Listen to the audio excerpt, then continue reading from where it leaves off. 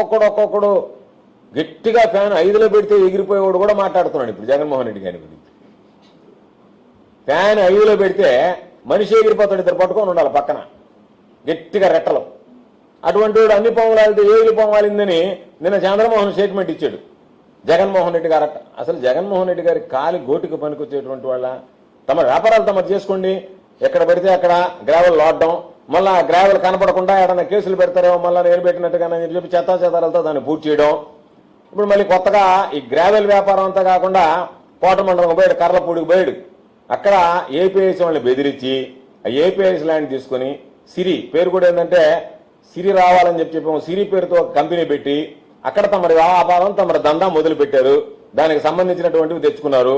దాని మీద APIC lands అని చెప్పి ఏపీఐసీ ఒక పక్క చెప్తుంటే కోట మండలానికి సంబంధించినటువంటి భూముల్లో ఆ భూములకు సంబంధించి కృష్ణపట్నం టెక్నో వాళ్ళు వచ్చి మాది ఇది అని చెప్పని ఆ టెక్నో పార్క్ వాళ్ళు వచ్చి మాది అని చెప్పిన వాళ్ళు చెప్తుంటే ఇవన్నీ పక్కన పెట్టి వాళ్ళని బెదిరించి తీసుకొచ్చి ఈరోజు ఒకే విషయం, దానిలో గనక సిలికా క్వారీయింగ్ జరిగింది అంటే మైనింగ్ అధికారులు ఇళ్లకపోవడం కాదు, జైళ్లకు పోతారు.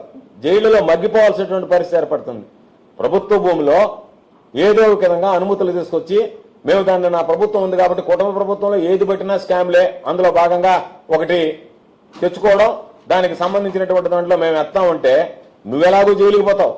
నీకు సహకరించినటువంటి వ్యక్తులు దాని మీద ఒక పార్ట్నర్షిప్ రాసి ఆ పార్ట్నర్షిప్ లో భాగాలు పెట్టి వాళ్ళందరికీ ఇచ్చేటట్టుగా ఏర్పాటు చేసి ఏపీఐసీకి సంబంధించినటువంటి ల్యాండ్స్ దాని మీద హైకోర్టులో రిట్ ఉంటే ఆ హైకోర్టులో రిట్ను కూడా లెక్క చేయకుండా దాని మీద ఒక లెటర్ రాశాడు ఆయన పాపం ఆర్డర్లో.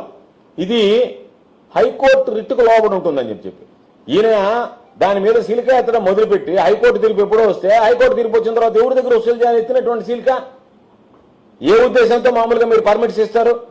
ఏ విధంగా మీరు పర్మిట్స్ ఇస్తారు? ఎంత ధైర్యం ఉంది మీకు అంటే మీరు జైలు పోవడానికి కూడా సిద్ధమైపోయారో అని చెప్పి మైనింగ్ శాఖ అధికారులు అనుకోవాల్సినటువంటి పని. నేను చెప్తున్నా, ఎక్కడైతే ఈ జిల్లాలో మైనింగ్ సంబంధించినటువంటి అక్రమాలు జరుగుతున్నాయో ఒక్కటి కూడా విడిచిపెట్టేది ఉండదు. మైనింగ్ శాఖ అధికారులు అనుకోవచ్చు ఈరోజు ఈ ప్రభుత్వం ఉందిలే మనం ఏదో అయిపోతుంది, కొంతమంది మేము రిటైర్డ్ అయిపోతామని చెప్పి జగన్మోహన్ రెడ్డి గారు చెప్పినట్టుగా మరలా చెప్తున్నా, పదవి విరమణ చేసిన తర్వాత కూడా మీరు తప్పించుకోలేరు, గుర్తుంచుకోండి.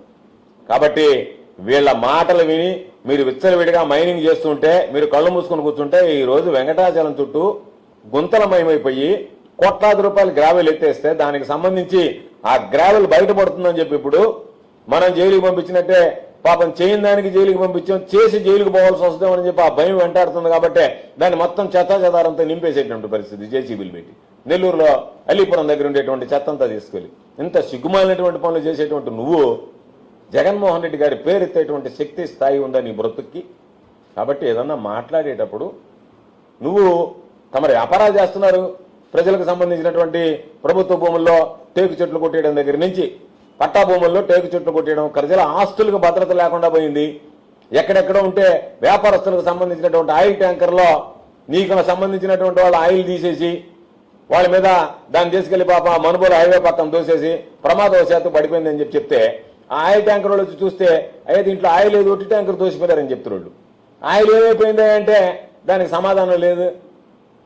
ఎప్పుడన్నా ఇంత గలీజ్ పనులు ఈ జిల్లాలో కానీ ఈ నియోజకవర్గంలో కానీ జరిగాయి. మళ్ళీ నీ బ్రతుకు నువ్వు జగన్మోహన్ రెడ్డి గారిని గురించి పేరు ఉచ్చరించేటువంటి అవకాశం ఉంది. జగన్మోహన్ రెడ్డి గారి కాలి గోటికి సరిపోయినటువంటి వాడి ఏదో మన గాలిలో గెలిచిండొచ్చు, గెలిచిన ఆయన్నే ఏదో నేను చాలా వీరుడిని బలాఢ్యుడిని పెద్ద కటౌట్ కలిగినటువంటి వాడిని అని చెప్పి అనుకుని నీకు ఆలోచనకు మించి స్థాయి శక్తికి మించి మాట్లాడేటువంటి మాటలు సరైనటువంటివి కాదు.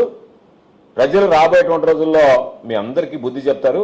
ఒక ఫ్యాన్సీ అయిపోయింది, ఫ్యాన్సీ జగన్మోహన్ రెడ్డి గారిని విమర్శిస్తే చంద్రబాబు నాయుడు గారి దగ్గర మార్కులు పడతాయి. ఎందుకంటే చంద్రబాబుకు ఒక బలహీనత ఉంది. ఆ బలహీనత ఏంది? జగన్మోహన్ రెడ్డి గారిని ఎవరన్నా తిడితే వాళ్ళని హక్కును చేర్చుకుంటాడు, వాళ్ళకి పదవులు ఇస్తాడు. వీళ్ళకొక చంద్రబాబు నాయుడు బలహీనత తెలుసు, జగన్మోహన్ రెడ్డి గారిని తిడితే మనకు పదవులు వస్తాయి.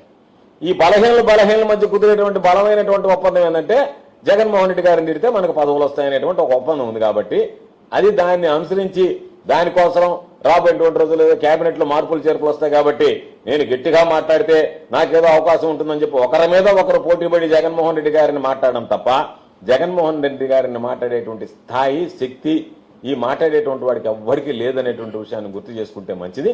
కాబట్టి మీరు మీ నోరు అదుపులో పెట్టుకుని ఒళ్ళు జాగ్రత్తగా పెట్టుకుని మాట్లాడండి తప్ప మీ స్థాయిని మించి మాట్లాడడం సరైనటువంటిది కాదు అని చెప్పి ఈ సందర్భంగా తెలియజేస్తున్నా.